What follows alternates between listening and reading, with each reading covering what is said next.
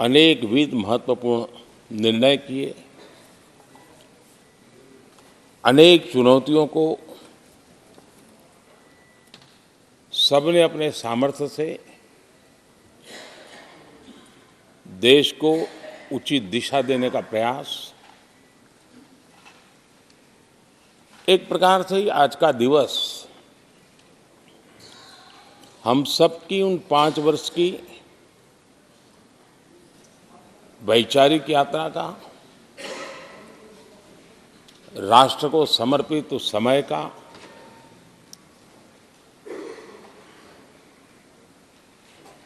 देश को फिर से एक बार अपने संकल्पों को राष्ट्र के चरणों में समर्पित करना ये अवसर है।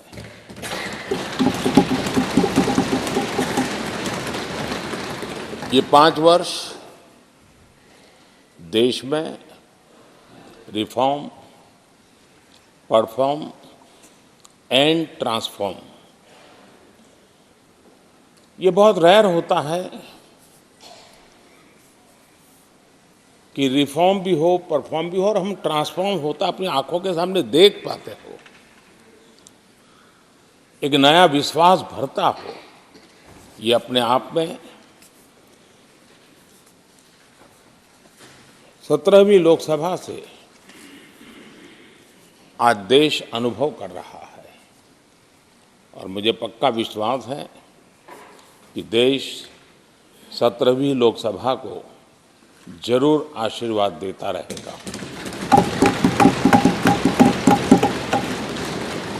इन सारी प्रक्रियाओं में सदन के सभी माननीय सदस्यों का बहुत महत्वपूर्ण रोल रहा है, महत्वपूर्ण भूमिका रही है और ये समय है कि मैं सभी माननीय सांसदों का इस गृह के नेता के नाते भी और आप सबके एक साथी के नाते भी आप सबका अभिनंदन करता हूं।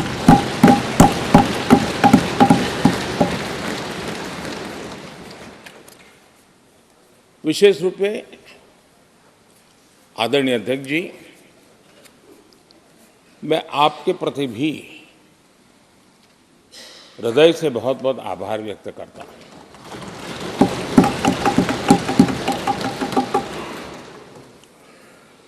पांचों वर्ष कभी कभी सुमित्रा जी मुक्त हास्य करती थी, लेकिन आप हर पल आपका चेहरा मुस्कान से भरा रहता था। यहाँ कुछ भी हो जाए लेकिन कभी भी उस मुस्कान में कोई कमी नहीं आई।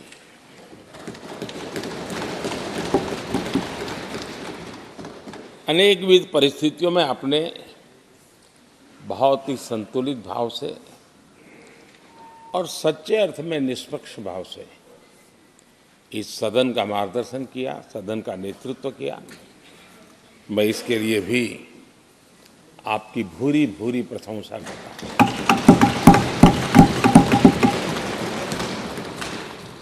आक्रोश के पल भी आए, आरोप के भी पल आए, लेकिन आपने पूरे धैर्य के साथ इन सभी स्थितियों को संभालते हुए और एक सूझबूझ के साथ आपने सदन को चलाया, हम सबका मार्गदर्शन किया।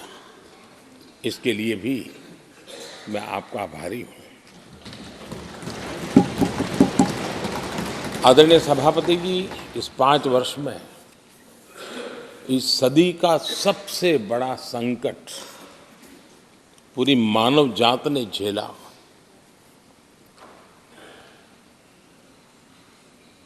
कौन बचेगा, कौन बच पाएगा, कोई किसी को बचा सकता है कि नहीं बचा सकता, ऐसी वो अवस्था थी। ऐसे में सदन में आना, ये भी अपना घर छोड़ के निकलना, ये भी संकट का काल था। उसके बाद भी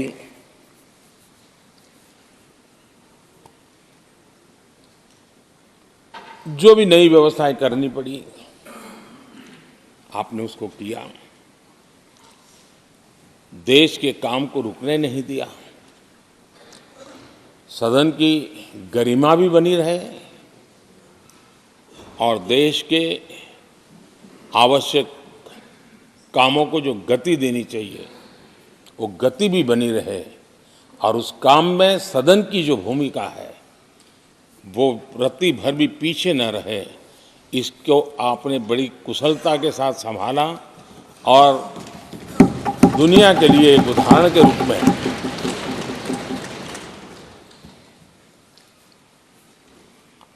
आदरणीय सभापति जी, मैं माननीय सांसदों का भी इस बात के लिए आज एक बार आभार व्यक्त करना चाहता हूं कि उस कालखंड में देश की आवश्यकताओं को देखते हुए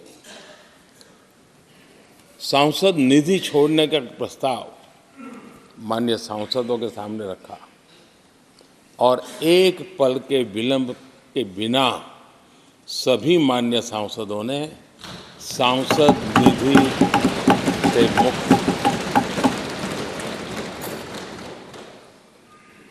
इतना ही नहीं, एक देशवासियों को पॉजिटिव मैसेज देने के लिए अपने आचरण से समाज को एक विश्वास देने के लिए सांसदों ने अपनी सैलरी में से 30% कटौती का निर्णय सबने खुद ने किया ताकि देश को भी विश्वास हुआ कि ये सबसे पहले छोड़ने वाले लोग हैं। और आदरणीय सभापति जी, हम सभी सांसद बिना कारण साल में 2 बार हिंदुस्तान के मीडिया के किसी न किसी कोने में गाली खाते रहते थे कि ये सांसदों को इतना मिलता है और कैंटीन में इतने में खाते हैं, बाहर इतने में मिलता है, कैंटीन में इतने में मिलता है, बाहर यानी पता नहीं बाहर नोट लिए जाते थे। आपने निर्णय किया सबके लिए समान रेट होंगे कैंटीन में और सांसदों ने कभी भी विरोध नहीं किया, शिकायत भी नहीं की और सभी सांसदों की बिना कारण इतनी फजेत करने वाले लोग मजे लेते थे, उससे हम सबको आपने बचा लिया। इसके लिए भी मैं आपका आभार व्यक्त करता हूं। आदरणीय सभापति जी, ये बात सही है कि हमारे कई लोकसभा के चाहे 17वीं हो, 16वीं हो, 15वीं हो, संसद का नया भवन होना चाहिए, इसकी चर्चा सबने की, सामूहिक रूप से की, एक स्वर से की, लेकिन निर्णय नहीं होता था। ये आपका नेतृत्व है जिसने निर्णय किया, चीज़ों को आगे बढ़ाया, सरकार के साथ अनेक मीटिंगें की और उसी का परिणाम है कि आज देश को ये नया संसद भवन प्राप्त हुआ है। आदरणीय सभापति जी, एक संसद के नए भवन में एक विरासत का अंश और जो आज़ादी की पहली पल थी उसको जीवंत रखने का हमेशा हमेशा हमारे मार्गदर्शक रूप में ये सेंगोल को यहाँ स्थापित करने का काम और अब प्रतिवर्ष उसको सेरेमोनियल इवेंट के रूप में उसको हिस्सा बनाने का एक बहुत बड़ा काम आपके नेतृत्व में हुआ है, जो भारत की आने वाली पीढ़ियों को हमेशा हमेशा हमें आज़ादी के उस प्रथम पल के साथ जोड़ के रखेगा और आज़ादी की वो पल क्यों थी हमें वो याद रहेगा, तो देश को आगे ले जाने की वो प्रेरणा भी बनी रहेगी। उस पवित्र काम को आपने किया है। आदरणीय सभापति जी, ये भी सही है कि इस कालखंड में G20 की अध्यक्षता का भारत को मिली भारत को बहुत सम्मान मिला। देश के हर राज्य ने अपने अपने तरीके से विश्व के सामने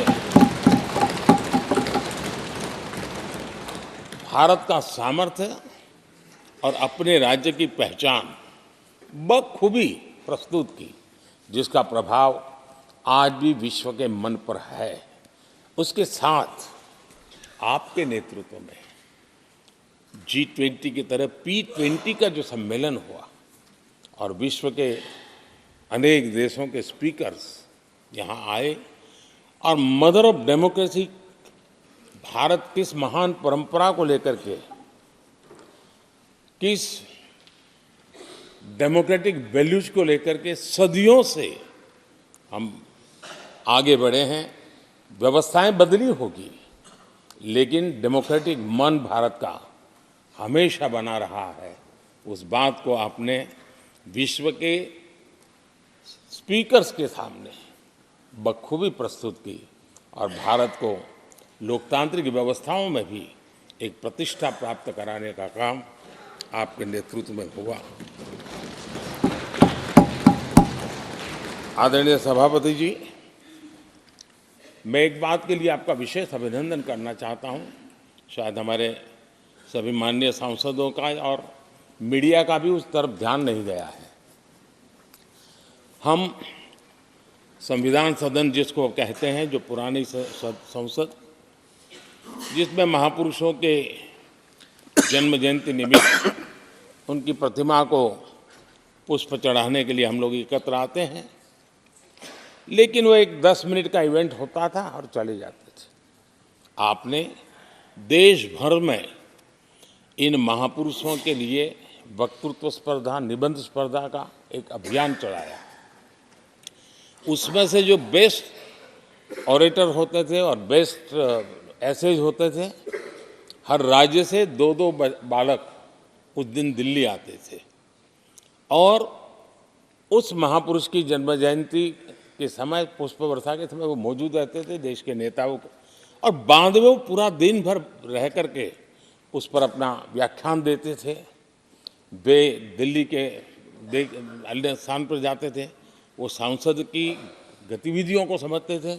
यानी अपने ये निरंतर प्रक्रिया चला करके देश के लाखों विद्यार्थियों को भारत की संसदीय परंपरा से जोड़ने का बहुत बड़ा काम किया। और ये परंपरा, ये आपके खाते में रहेगी और आने वाले समय में हर कोई बड़े गौरव के साथ इस परंपरा को आगे बढ़ाएगा। मैं इसके लिए भी आपका अभिनंदन करता हूँ। आदरणीय अध्यक्ष जी, संसद की लाइब्रेरी जिसको उपयोग करना चाहिए वो कितना कर पाते थे वो तो मैं नहीं कह सकता हूँ, लेकिन आपने उसके दरवाजे सामान्य व्यक्ति के लिए खोल दिए। ज्ञान का ये खजाना, परंपराओं की विरासत, उसको आपने जन सामान्य के लिए खोल करके बहुत बड़ी सेवा की है। मैं इसके लिए भी आपका हृदय से अभिनंदन करता हूँ।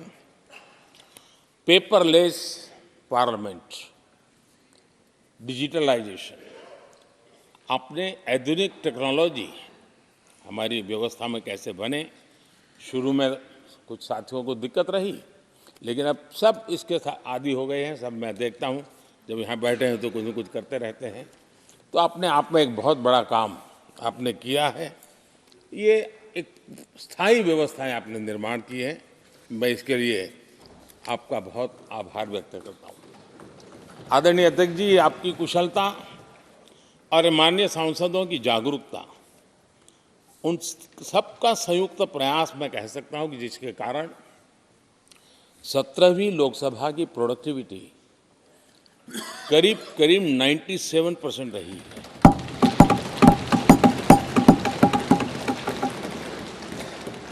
नाइन्टी 97% प्रोडक्टिविटी अपने आप में प्रसन्नता का विषय है, लेकिन मुझे विश्वास है कि आज जब 17वीं लोकसभा की हम समाप्ति की तरफ बढ़ रहे हैं, तब एक संकल्प लेकर के 18वीं लोकसभा प्रारंभ होगी कि हम हमेशा 100% से ज़्यादा प्रोडक्टिव वाली हमारी कार्यवाही करेगी और उसमें भी 7 सत्र 100% से भी ज़्यादा प्रोडक्टिविटी वाले रहे। ये भी, और मैंने देखा आपने रात रात बैठ करके भी हर सांसदों के मन की बात को आपने सरकार के ध्यान में लाने का भरपूर प्रयास किया। मैं इन सफलता के लिए सभी माननीय सांसदों का और सभी फ्लोर लीडर्स का भी हृदय से आभार और अभिनंदन व्यक्त करता हूं। पहले सत्र में 17वीं लोकसभा के पहले सत्र में दोनों सदन ने 30 विधेयक पारित किए थे। ये अपने आप में रिकॉर्ड है।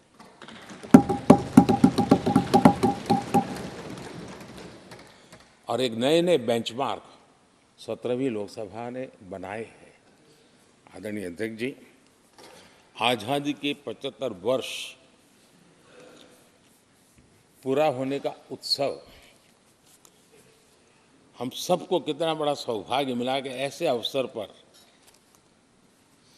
हमारे सदन ने अत्यंत महत्वपूर्ण कामों को नेतृत्व किया। हर स्थान पे हुआ। शायद ही कोई सांसद ऐसा होगा कि जिसने आज़ादी के 75 वर्ष को लोकोत्सव बनाने में अपने अपने क्षेत्र में भूमिका अदा न की हो।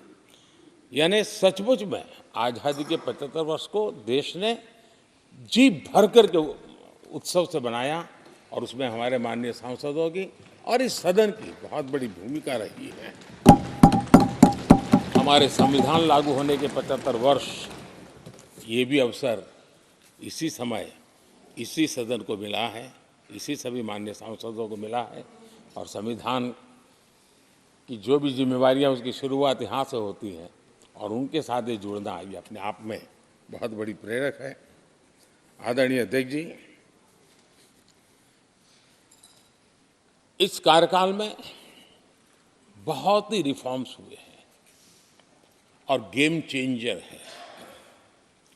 21वीं सदी के भारत की मजबूत नींव उन सारी बातों में नजर आती है। एक बड़े बदलाव की तरफ तेज गति से देश आगे बढ़ा है और इसमें भी सदन के सभी साथियों ने बहुत ही उत्तम मार्गदर्शन किया है, अपनी हिस्सेदारी जताई है और देश, हम संतोष से कह सकते हैं कि हमारी अनेक पीढ़ियां जिन बातों का इंतजार करती थी, ऐसी बहुत से काम इस 17वीं लोकसभा के माध्यम से पूरे हुए। पीढ़ियों का इंतजार खत्म हुआ। अनेक पीढ़ियों ने एक संविधान, इसके लिए सपना देखा था, लेकिन हर पल उस संविधान में एक दरार दिखाई देती थी, एक खाई नजर आती थी, एक रुकावट चुभती थी। लेकिन इसी सदन ने धारा 360 आर्टिकल 370 हटा करके संविधान के पूर्ण रूप को, उसके पूर्ण प्रकाश के साथ उसका प्रकटीकरण हुआ। और मैं मानता हूं जब संविधान के 75 वर्ष हुए हैं, जिन जिन महापुरुषों ने संविधान को बनाया है, उनकी आत्मा जहां भी होगी जरूर हमें आशीर्वाद देते होंगे, ये काम हमने पूरा किया।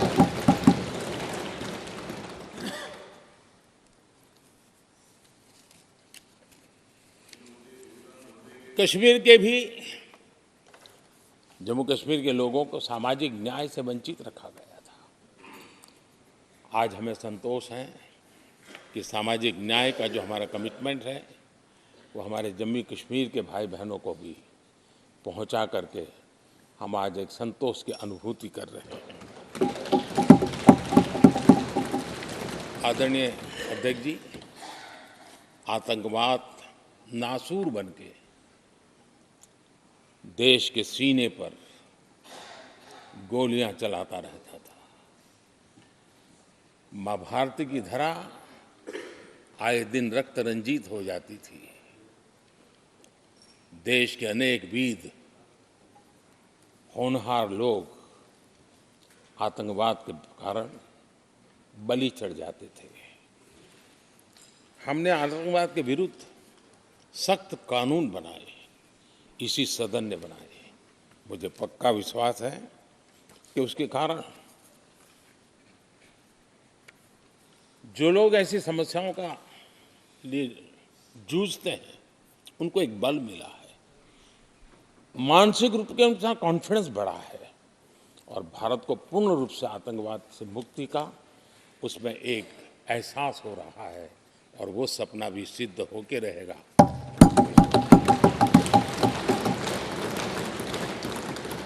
हम 75 साल तक अंग्रेजों की दी हुई दंड संहिता में जीते रहे। हम गर्व से कहेंगे देश को, नई पीढ़ी को कहेंगे, आप अपने पोते पोती को कह सकेंगे गर्व से कि देश 75 साल भले दंड संहिता में जिया, लेकिन अब आने वाली पीढ़ी न्याय संहिता में जिएगी। और यही सच्चा लोकतंत्र है। आदरणीय अध्यक्ष जी, मैं आपका एक बात के लिए और अभिनंदन करना चाहूंगा कि नया सदन, इसकी भव्यता वगैरह तो है ही, लेकिन उसका प्रारंभ एक ऐसे काम से हुआ है जो भारत की मूलभूत मान्यताओं को बल देता है, और वो नारी शक्ति वंदन अधिनियम।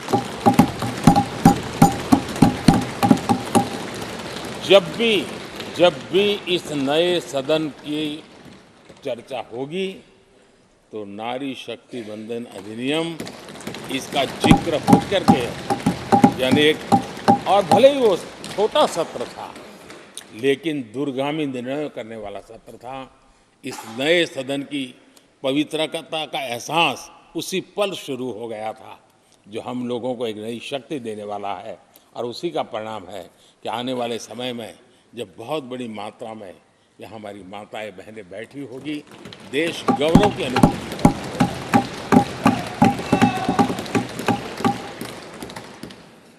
3 तलाक कितने उतार चढ़ाव से हमारी मुस्लिम बहनें इंतजार कर रही थी।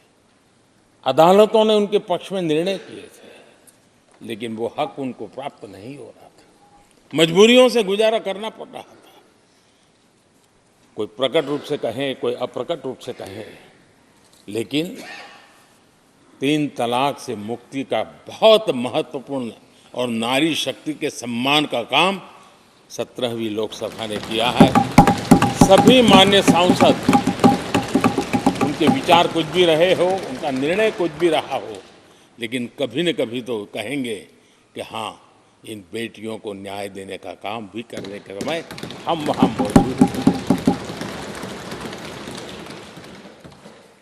पीढ़ियों से होता यह न्याय हमने पूरा किया है और वो बहनें हमें आशीर्वाद दे रही हैं। आदरणीय अध्यक्ष जी, आने वाले 25 वर्ष हमारे देश के लिए बहुत महत्वपूर्ण है।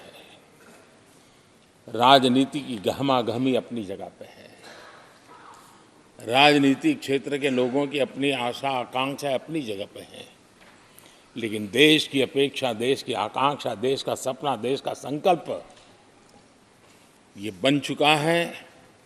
25 साल वो हैं जो देश इच्छित परिणाम प्राप्त करके रहेगा।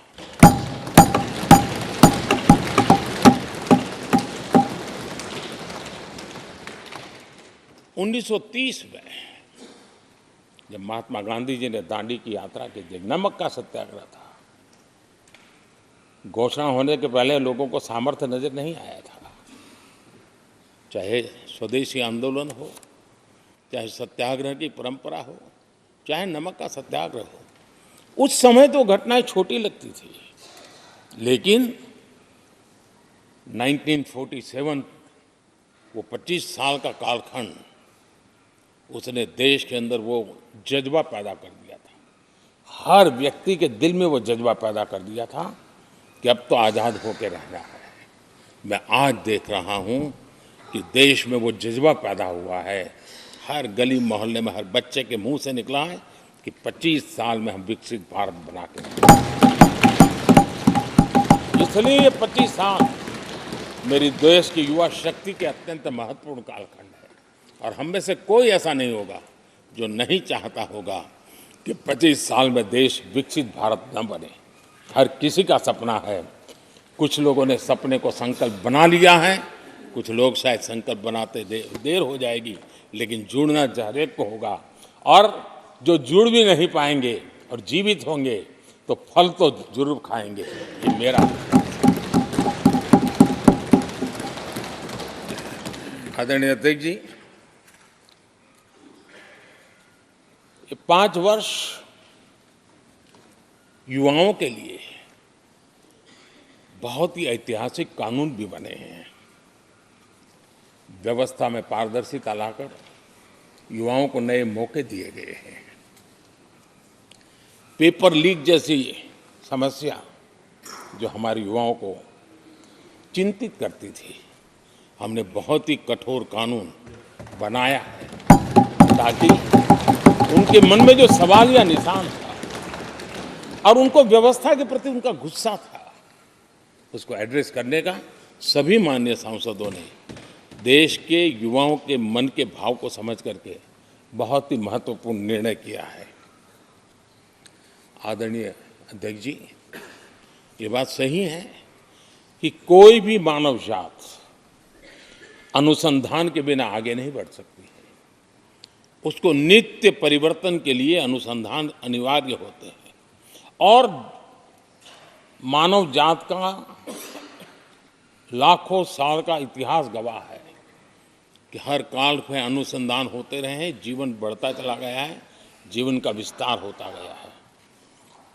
इस सदन ने विधिवत रूप से कानूनी व्यवस्था खड़ी करके अनुसंधान को प्रोत्साहन देने का बहुत बड़ा काम किया है। नेशनल रिसर्च फाउंडेशन, ये कानून आमतौर पर रोजमर्रा की राजनीति की चर्चा का विषय बन नहीं पता, लेकिन इसके परिणाम बहुत दूरगामी होने वाले हैं। और इतना बड़ा महत्वपूर्ण काम ये 17वीं लोकसभा ने किया है। मुझे पक्का विश्वास है देश की युवा शक्ति में इस व्यवस्था के कारण दुनिया का रिसर्च और का एक हब हमारा देश बन सकता है। हमारे देश की युवा के टैलेंट ऐसी है, आज भी दुनिया की बहुत कंपनियां ऐसी हैं जिनके इनोवेशन के काम आज भी भारत में हो रहे हैं, लेकिन एक बहुत बड़ा हब बनेगा, यह मेरा पूरा विश्वास है। आदरणीय अध्यक्ष जी, 21वीं सदी में हमारी बेसिक नीड्स पूरी तरह बदल रही है। कल तक जिसका कोई मूल्य नहीं था, कोई ध्यान नहीं था, वो आने वाले में बहुत अमूल्य बन चुका है। जैसे डेटा, पूरी दुनिया में चर्चा है डेटा का सामर्थ्य क्या होता है। हमने डेटा प्रोटेक्शन बिल ला करके पूरी भावी पीढ़ी को सुरक्षित कर दिया है। पूरी भावी को एक नया शस्त्र हमने उसके हाथ में दिया है, जिसके आधार पर वो अपने भविष्य को बनाने के लिए इसका सही इस्तेमाल भी करेंगे। और digital personal data protection act, ये हमारी 21वीं सदी की पीढ़ी को और दुनिया के लोगों को भी भारत के इस एक्ट के प्रति रुचि बनी हुई है। दुनिया के देश उसका अध्ययन करते हैं, अपने अपना नई नई व्यवस्था अनुकूल करने के लिए प्रयास कर रहे हैं। और डाटा का उपयोग कैसे हो, उसकी भी उसमें गाइडलाइंस है। अनेक प्रकार से प्रोटेक्शन का पूरा प्रबंध करते हुए इसका सामर्थ्य कैसे आए। जिस डेटा को लोगों को गोल्ड माइन कहते हैं, न्यू ऑयल कहते हैं, मैं समझता हूँ वो सामर्थ्य भारत को प्राप्त हो। और भारत इस शक्ति के इसलिए विशेष है क्योंकि विविधताओं से भरा हुआ देश है। हमारे पास जिस प्रकार की जानकारी और हमारे साथ जुड़े हुआ डेटा जो जनरेट होता है, सिर्फ हमारा रेलवे पैसेंजर्स का डेटा कोई देख ले, दुनिया के लिए बहुत बड़ा संशोधन का विषय बन सकता है। उसकी ताकत को हमने पहचान करके इस कानूनी व्यवस्था को दिया है। आदरणीय अध्यक्ष जी, जल थल नभ, इस सदियों से इन क्षेत्रों की चर्चा चली है, लेकिन अब समुद्री शक्ति और स्पेस की शक्ति और साइबर की शक्ति, एक ऐसी त्रिविध शक्तियों का मुकाबला करने की आवश्यकता खड़ी हुई है। और विश्व जिस प्रकार के संकटों से गुजर रहा है और विश्व जिस प्रकार के विचारे प्रभाव पैदा करने का प्रयास कर रहे हैं, तब इन क्षेत्रों में हमें सकारात्मक सामर्थ्य भी पैदा करना है और नकारात्मक शक्तियों से अपने आप को, हर चुनौतियों को चुनौती लेने का सामर्थ्य भी बनाना है। और उसके लिए आवश्यक स्पेस से जुड़े रिफॉर्म्स बहुत अनिवार्य थे और बहुत दूरगामी दृष्टि के साथ स्पेस के रिफॉर्म का काम हमारे यहाँ हुआ है। आदरणीय अध्यक्ष जी, देश ने जो आर्थिक रिफॉर्म किए हैं उसमें 17वीं के लोकसभा के सभी माननीय सांसदों की बहुत बड़ी भूमिका रही है। बीते वर्षों में हजारों कंप्लायंसेस बेवजह हम जनता जनार्दन को ऐसी चीज़ों में उलझाए रखा। ये गवर्नेंस की एक ऐसी विकृत व्यवस्था विकसित हो गई, उसमें से मुक्ति दिलाने का बहुत बड़ा काम हमारे यहाँ हुआ है और इसके लिए भी ये सदन का मैं आभारी हूँ। यानी इस प्रकार के कंप्लायंसेस के बोझ में सामान्य व्यक्ति तो दब जाता है। और मैंने तो एक बार लाल किले से भी कहा था, हम जब मिनिमम गवर्नमेंट मैक्सिमम गवर्नेंस कहते हैं, मैं दिल से मानता हूं कि लोगों की जिंदगी में से जितना जल्द सरकार निकल जाए उतना ही लोकतंत्र का सामर्थ्य बढ़े। रोजमर्रा की जिंदगी में हर डगर पे सरकार टांग क्यों अड़ाए? हाँ, जो अभाव में है उसके लिए सरकार हर पल मौजूद हो, लेकिन सरकार का प्रभाव उसकी जिंदगी को ही रुकावट बना दे, ऐसी लोकतंत्र नहीं हो सकता है। और इसलिए हमारा मकसद है सामान्य मानवीय की जिंदगी से सरकार जितनी हट जाए, कम से कम उसकी जिंदगी में सरकार का नाता रहे, वैसा समृद्ध लोकतंत्र दुनिया के सामने हमने आगे बढ़ाना चाहिए। उस सपने को पूरा करेंगे।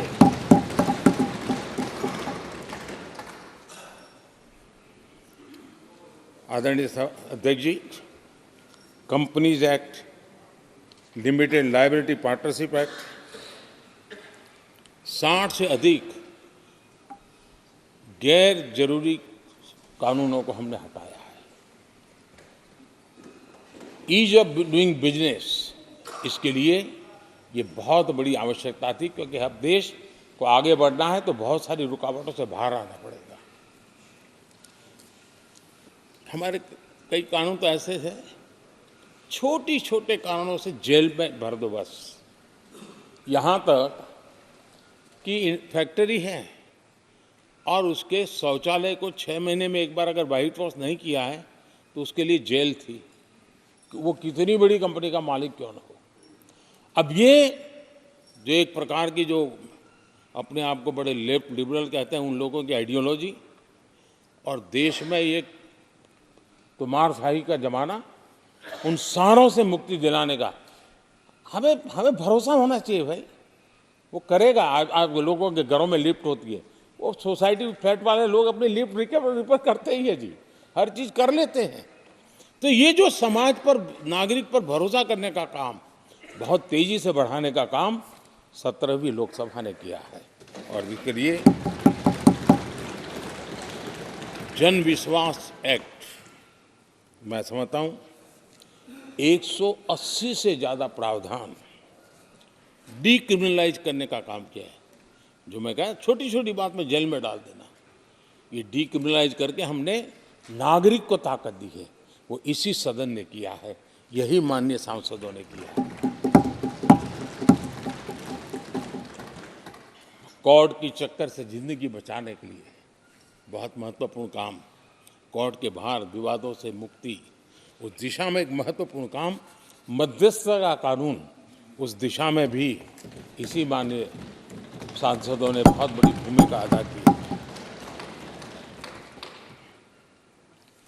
जो हमेशा हाशिए पर थे, किनारे पर थे, जिनको कोई पूछता नहीं था।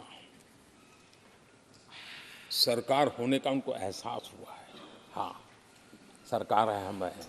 जब कोविड में मुफ्त इंजेक्शन मिलता था ना, उसको भरोसा होता था, चलिए जान बच गई, सरकार सरकार होने का उसको एहसास होता था।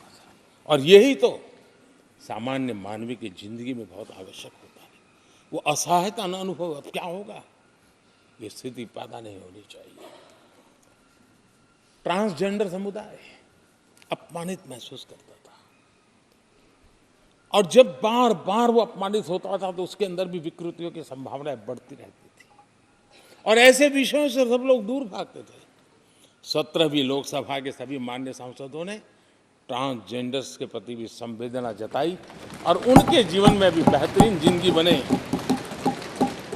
और आज दुनिया के अंदर जब भारत ने ट्रांसजेंडर के लिए किए हुए काम हैं, जो निर्णय किए हैं, इसकी चर्चा है दुनिया को बड़ा।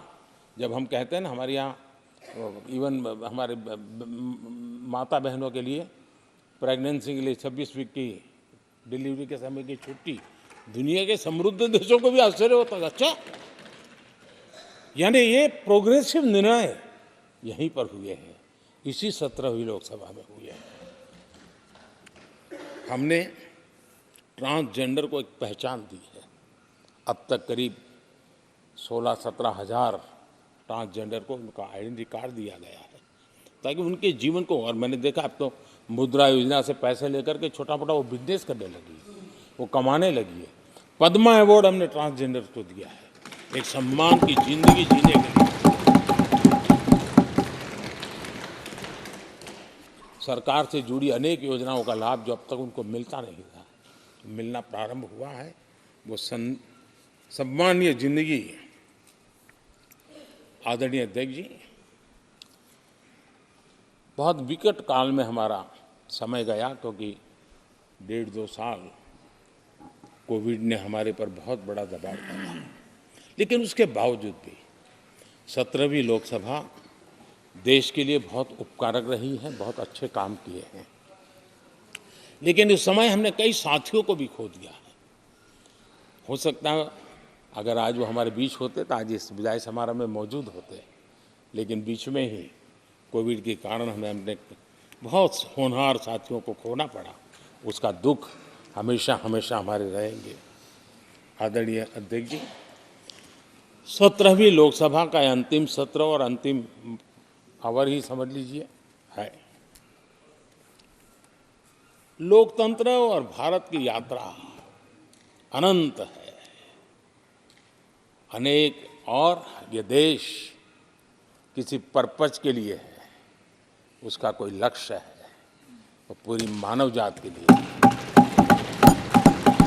चाहे श्री अरविंदो ने देखा हो, चाहे स्वामी विवेकानंद जी ने देखा, लेकिन आज उन शब्दों में, उस विजन में सामर्थ्य था, वो हम आंखों के सामने देख पा रहे हैं। दुनिया जिस प्रकार से भारत के महात्म्य को स्वीकार कर रही है, भारत के सामर्थ्य को स्वीकारने लगी है, और उसको, उस यात्रा को हमें और शक्ति के साथ आगे बढ़ाना है। आदरणीय अध्यक्ष जी, चुनाव बहुत दूर नहीं है। कुछ लोगों को थोड़ी घबराहट रहती होगी,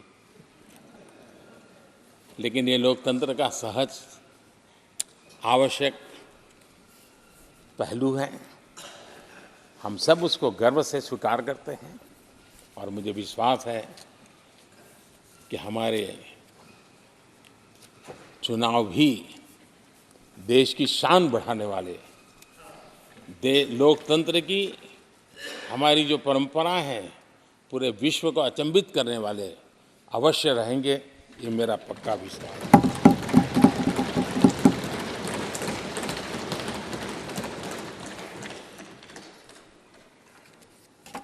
आदरणीय अध्यक्ष जी, मैं सभी माननीय सांसदों का जो सहयोग मिला है, जो निर्णय हम कर पाए हैं, और कभी-कभी हमले भी इतने मज़ेदार हुए हैं कि हमारे भीतर की शक्ति भी खिल करके निकली है। और मेरा तो परमात्मा की कृपा रही है कि मुझे जब चुनौती आती है तो ज़रा और आनंद आता है। हर चुनौती को हम सामना कर पाए हैं, बड़े आत्मविश्वास और विश्वास के साथ हम चले हैं। आज राम मंदिर को लेकर के इस सदन ने जो प्रस्ताव पारित किया है, वे देश की भावी पीढ़ी को इस देश के मूल्यों पर गर्व करने की संवैधानिक शक्ति देगा। ये सही है कि हर किसी में ये सामर्थ्य नहीं होता है कि ऐसी चीज़ों में तो कोई हिम्मत दिखाते हैं, कुछ लोग मैदान छोड़ के भाग जाते हैं, लेकिन फिर भी भविष्य के रिकॉर्ड को देखेंगे तो आज जो व्याख्यान वो हुए हैं, जो बातें रखी गई हैं, उसमें संवेदना भी है, संकल्प भी है, सहानुभूति भी है और सबका साथ सबका विकास के मंत्र को आगे बढ़ाने का उसमें तत्व भी है। ये देश बुरे दिन कितने ही क्यों न गए हो, हम भावी पीढ़ी के लिए कुछ न कुछ अच्छा करते रहेंगे। ये सदन हमें वो प्रेरणा देता रहेगा और हम सामूहिक संकल्प से, सामूहिक शक्ति से उत्तम परिणाम भारत की नौजवान पीढ़ी की आशा आकांक्षा के अनुसार करते रहेंगे। इसी विश्वास के साथ फिर एक बार आपका आभार प्रकट करता हूँ, सभी माननीय सांसदों का आभार प्रकट करता हूँ। बहुत बहुत धन्यवाद।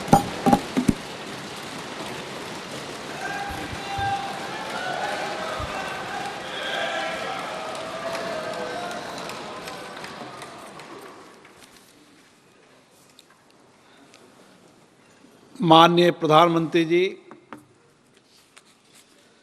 माननीय सभी सदस्यगण, 7वीं लोकसभा के इस सत्र के साथ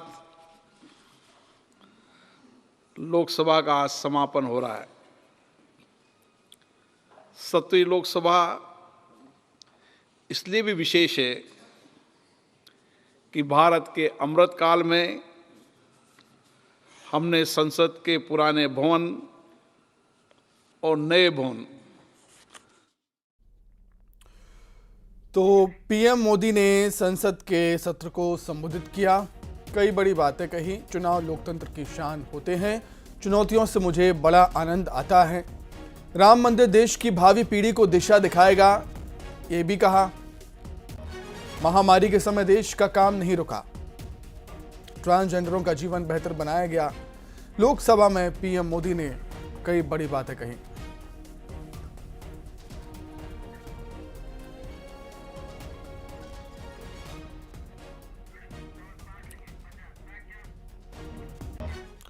और आइए अब खबरें देखेंगे फटाफट अंदाज में। इंदौर में क्राइम ब्रांच की बड़ी कार्रवाई, अवैध